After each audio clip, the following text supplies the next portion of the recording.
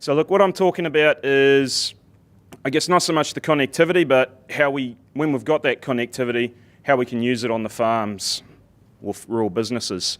So what are the real life issues for farmers or rural New Zealand really? And for me, I thought about 3 areas. Business efficiency, so how can I make my business run faster? How can I streamline processes? How can I make better use of my time? How do I make my life simpler? Compliance, well, we've got lots of pressures in rural New Zealand, from climate change, environment, water quality, employment, a whole range of aspects that are coming at farmers that we need to get right, that we need to be able to show our social licence to operate. These are all important aspects for farmers that we need to be on top of, and it's a big issue. And finally, the last one, family and social. So, how can we give our children the same experiences, same opportunities that children in town will get? How can we still remain connected to our communities?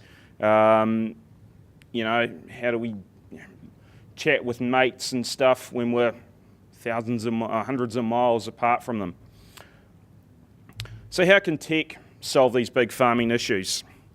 For me, remote monitoring and control is one thing that I see will be able to save a lot of time. We've heard about IoT today, and I see that as a great opportunity for fixing a lot of the issue or helping deal with a lot of stuff on farm.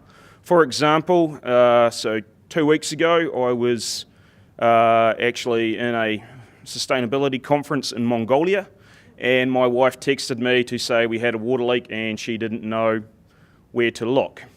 So I had to text back a whole range of instructions as to where to go visit, which troughs to check, which water things to check. Now, if I had an IoT solution for my farm water monitoring, I would probably be able to go online, turn off a few valves here, look at the flow monitors, where's that water going, click off a couple of valves down that line, and then text back and say, I bet you it's that bloody trough in paddock 28, it always leaks, and that's where the flow seems to be going. Instead, they spent several hours running around, turning valves off and the like, and I don't think they found it in the end because I ended up finding it when I got back on Sunday. So that is a big one. Cloud computing, again, so we had the same weather event that hit Tolaga Bay, that hit our farm. The joys of being the Fed spokesperson on adverse events, usually you get whatever your thing is, your portfolio area usually happens to you. So food safety, I've managed to give myself food poisoning twice while I've held that portfolio, and same again for adverse events. So we got smashed by some floods that probably more water than we had in the 2004 floods. Thankfully less debris. But it sort of had a big scary impact. I'm overseas, bugger. I'm sort of suggesting over text messages with the wife that perhaps we need to drop out some cows to compensate for the fact that we've got less grass to eat. So I was able, they were all asleep, I jumped online. Thankfully they got good connectivity in Mongolia. Go back to the cowshed computer, I was linking with that, saved a whole bunch of queries, spreadsheets to OneDrive, then worked on them for a few hours, identified the cows that need to be culled, emailed them back, take out these cows out of the system. So, by being able to access stuff via the cloud, it actually enables me to be able to control my business from wherever I am in the world. Data transferability and aggregation. And by what I mean by this is the ability for me to be able to enter data once into anything and for it to be able to be transferred to other programs, options. So for example, I have to tell 11 businesses or government departments how many cows I have. I should just be able to put in some key stats on my farm in one location and then just be able to tell that location to share this data with all of these people. So whilst it doesn't seem that difficult, that okay, I've got to tell all these people that number, but then you add it up all over all the other stuff, and suddenly it becomes a bit of a chore that I'm constantly repeating myself to a whole series of government departments, to businesses, to audit quality schemes, etc., and it just takes up my time. And as far as I'm concerned, yeah, it does waste my time a bit that I'm having to repeat myself. And I'm just the sort of person that I hate repeating myself. It's one of the things that annoys me the most in this world, is to have to repeat myself. Aggregation. Sorry, I just repeated myself, didn't I? Aggregation has been able to pull all that data together and actually come up with some useful stuff with it. So figured, aggregate, that sort of stuff, being able to pull it in and be able to get some useful metrics out of there for my business. Smart modelling, my consultant runs a computer program called Udder. Basically, we input a bunch of data in there. So he was out on yesterday, and we were sort of gathering a bunch of data from the farm. We put it in this model, and it's telling us, okay, looks like if we have the normal grass growth from now, we've got these numbers. Yeah, things are going to be tight. We need to change a few things. It helps us plan for the business. So that's another useful tool. Phone apps, really useful. I find this phone apps really great in terms of being able to record stuff when you're actually out there in the field. So you got this phone in your pocket, and just as you're doing stuff, being able to record that you've done it there and then, it makes it much more likely that it gets into the system. Whereas, in the old days where I got the old paper notebook, bits of paper, write it down the bit of paper, get home, go inside, kids want to do their homework. By the time I've had a beer, I'm asleep on the couch and I haven't entered anything into the computer. And then the same happens the next night, the next night, and the next night, and then finally I've got this mountain of paperwork that I've got to enter in the computer, and by that stage it's all just too big and bugger it. So if you're able to do it as you're actually doing the job, you've got more chance that it actually gets entered and you're making things happen. And remote, so that's sort of the remote recording. And then just on the the social side of things, Netflix is a great babysitter for the kids, keeps them amused, but also the school programs they've run into our school, mathletics, reading eggs, all this sort of stuff they're bringing back from the school. It's bloody brilliant learning stuff, and it actually engages the kids. They're probably, one would hope, learning more quicker than I did at primary. I don't remember doing any of this stuff at primary school. I think I just ate my lunch. But they're picking up a lot of stuff, and it's making learning a lot easier for them, and particularly they're able to do it at home during the holidays. And in terms of the social media stuff, I think it kind of helps with that social connectivity for farmers. A few years ago, there was a number of us dairy farmers during morning milkings would all get on Twitter and sort of chew the fat and have a big joke while we're milking the cows. And you sort of felt connected to your farming community. It's like you're sort of at the pub talking with these guys. It's gone a bit downhill since then because all the virtue signalers and punctuation Nazis are sort of monitoring what you're writing, and so by and large it's sort of dived since then. So it'd be good if a few of those people got offline and we could go back to how it was. Just as a case study of how tech can actually improve things. And so this is with employment compliance. So 3 years ago, this is how I sort of ran. It was paper timesheets. Didn't really have a proper payroll software. I could enter how much I'd paid a person, but this in no way recorded annual leave. It didn't calculate the correct 52-week option or the 4-week relevant daily pay and all that sort of stuff. It didn't do any of that sort of stuff. It just recorded how much I paid them, and I had to go and do all that sort of stuff manually, which quite frankly I think it's impossible to do manually. It would have taken me would have spent about 2 hours every fortnight calculating all this sort of stuff up, recording it, double checking timesheets, entering it in the computer. And quite frankly, I wasn't getting it right. And I don't think anyone that does it, what I've heard from the Labour Inspectorate is if you're doing it manually, you won't get it right. End of story. It's got to be electronic.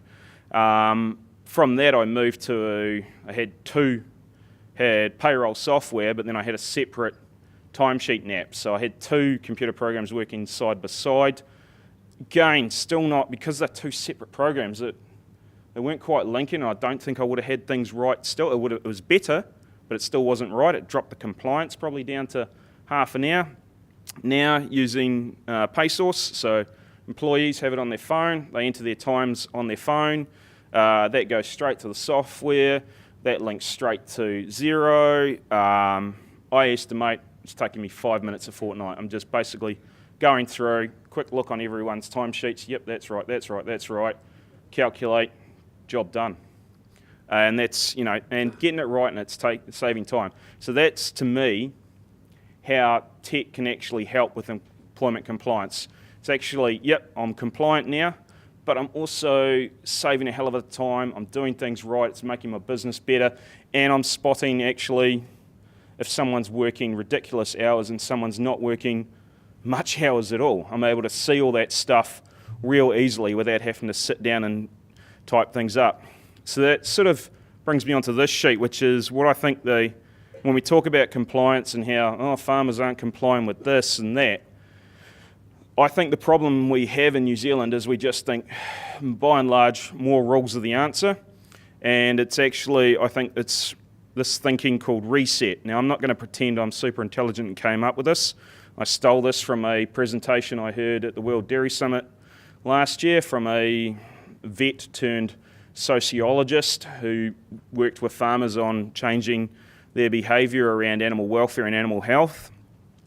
And what she terms this sort of process as rules, education, social pressure, economic tools and tools. And it's all five of these combined will give you your behaviour change. And it may be that one of them is more important than the other, and one of them you need to focus on more than the other. But it's always going to be a combination of all of them. So rules, obviously, yep, that's your legislation. Education, it's about telling people why they should do it. So if you think about drunk driving as an example, we've got a rule, don't drink and drive. Then we've got all the education programs on TV, all the ads on TV. Don't drink and drive because you'll have a crash, and don't be a bloody idiot or whatever it was. Social pressure, so it's building that, back in the 70s, I think it was the accepted thing. Nowadays, it's not. You're viewed as a complete pariah from society if you even think about drink driving. Economic tools, that's obviously your fines, your, lose your licence, that has an economic consequence. So the carrot and stick can be in there.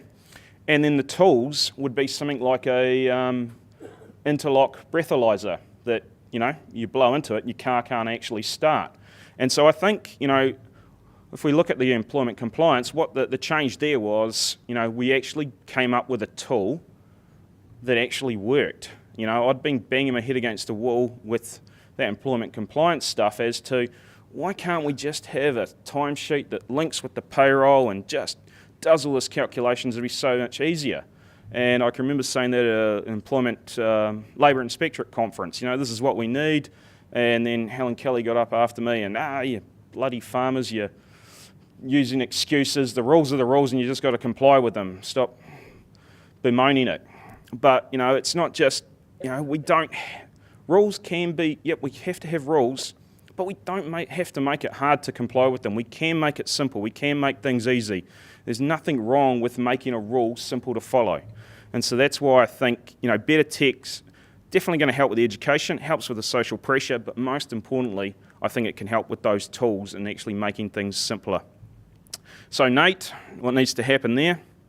First and foremost, it needs to talk to all herd management programs. So we've heard these big stats around, I can't remember, 40% non-compliance with NAIT.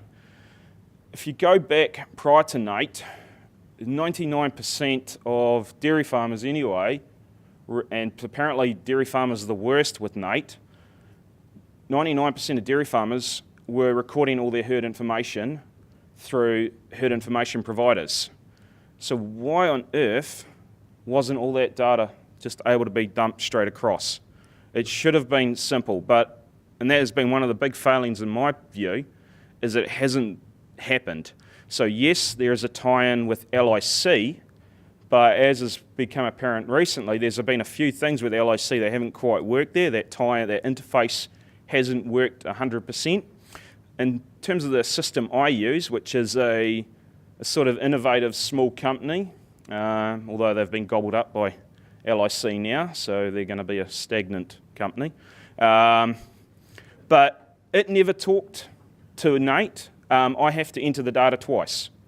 So for me, it's again that challenge of I've gone and entered everything in the cow shed, I've got it all, and then I have to go home and enter it all over again. And so that's where, in my situation, that's where it all tripped up. It was, and I'd have to every couple of weeks, bugger, rush through, re-enter all the stuff, and it was a chore. If I could have just pressed a button and boom, all that data straight across, Bob's your uncle. The program needs to be more intuitive. I don't think I'm a tech idiot. I think I'm reasonably good, but I struggled to find my way through that website.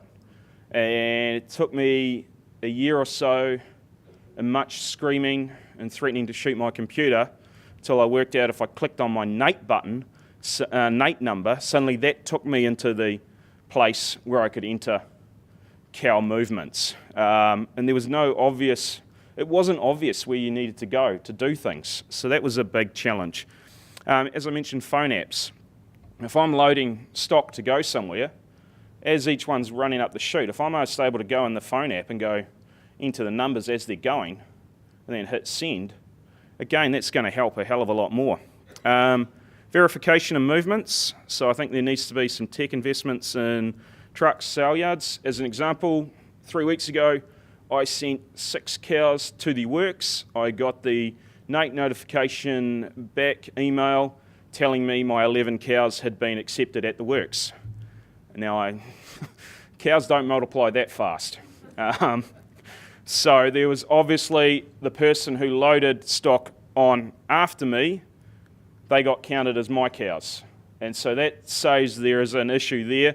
What probably needs to happen is a wand in every truck that just, okay, bang, bang, bang, here are the 6 cows from Hoggards, here are the 5 cows from someone else. That gets downloaded at the works. More verification, more checks in the system because it's not working there in that regard. And I mean, some people go, oh, it's going to cost, rough estimate on my part, a wand I think's $600 to $1,000. They're probably going to last about 3 years. I did some rough calculations on how many cows I thought on the conservative side a truck would ship in a year. So I came up with it's on the really conservative side, it'd cost a maximum of 3 cents a cow. Now, I do not mind paying 3 cents a cow that I ship. So I don't think there's an argument to say, oh, it's going to be a cost farmers will have to pay. Well, if it's 3 cents, I'll pay it. It'll make the things work simpler. So what are the barriers to achieving, some of all the stuff I've been talking about? Connectivity, I'm not going to go over that. We've heard all about it today. One thing, lack of customer focus and understanding of farmer needs and current ways of recording. So that was a big failing with NAIT. They didn't look at how is farmers already recording, what are all the ways farmers are already recording information, how can we capture that already and not duplicate the process. And with customer focus, there's been a number of times I've attempted to give money to tech firms to provide me with a solution, and it seems like it's a challenge to accept money, and it shouldn't be. There's programs I use where I'm sort of suggesting, hey, look, if you could just tweak this and then send that information to Fonterra, I'm happy to give you more money. But no, this is what we do. Yeah, but this is what I want. So it's, dare I say it, tech people need to hang out with marketing people a little more. Data patch protection is a big problem I see. Some of it's egos, some of it's sort of historical monopoly positions. So what I mean by that is that willingness to share data across platforms, across information. Various companies get quite precious about, this is our data. No, it's my bloody data. And if I want to send it to them, then you're going to help me send it to them. And on that, we've had industry initiatives on data sharing that have quite frankly languished. And we've had a lot of stuff come up, but we need to reboot those. We need to keep them happening. And I don't think the farmer's the barrier to this. More and more farmers are looking for solutions. They'll take on board this stuff if the solutions are there for them. Now, finally, we did a survey in Federated Farmers. Craig, I've sent the results through to Craig. He is hopefully going to make it all available to you somehow. About 1,000 of our members responded all across the country, and we asked a whole range of questions. So wireless is the main source of internet access. So about 50% of the respondents accessed their internet through the wireless. Speeds are looking good. They're getting better. However, oops, bit of a spelling mistake there. Must have been too many whiskies. But it doesn't. From the map, the pattern seems a bit weird in that you've got low and high speeds sort of right next to each other, and so that's probably some of that issues. I guess we're sort of talking about that knowledge. That do people know that there is actually other options for them? Do they actually know that they could move from ADSL to VDSL? Do they know what VDSL actually means? Do they know there's a wireless provider that could actually get access to them? High use of mobile phones and smartphones, so that's showing that farmers are actually uptaking this tech. And the coverage is patchy though, and it's often reliant on the provider. So a couple of responses we had, people emailed back and mentioned, yep, we've got great coverage across the farm, but only with one provider. So if we've got a contractor coming in and they're with the other provider, we've got to warn them that, hey, if there's an issue health and safety wise, you might not be able to get hold of us if you're on this provider because they don't cover it. Which sort of brings up the question of, should we have local roaming here? It seems weird that I'm able to go all the way around the world and just wherever I land and hop out of a plane, bang, I'm connected. But drive around New Zealand, nope, can't happen. So, that's a question I'd pose is this something we could do here? And there's good use of farmers using mobiles to actually assist with apps and farm management. And one of the questions was, we asked, out of 10, how did they rate phone apps for assisting their management? And the overall score was 6.1. And one thing I'd like to do probably is go back at that data and look, is there a correlation between those that ranked lowly and those that had poor coverage, and the ones that had higher coverage, were they actually able to use it a hell of a lot better? So the way we've stored this data, we're able to access it in many ways, and we had some gaps in the response to the survey, which is possibly highly proving that because it went out via internet, it might show where the holes in the internet are. And so, I think, look, if anyone wants to learn more about it, what we've done, feel free to contact us. If you've got ideas on better questions we should be asking. This was all just stuff dreamed up by me after milking one day. So happy to work with anyone on this and start building up a better pattern, better knowledge, and being able to interrogate that data. So that is me. Thank you. That's superb. Thank you very much. Let's just hear it for Andrew for a start.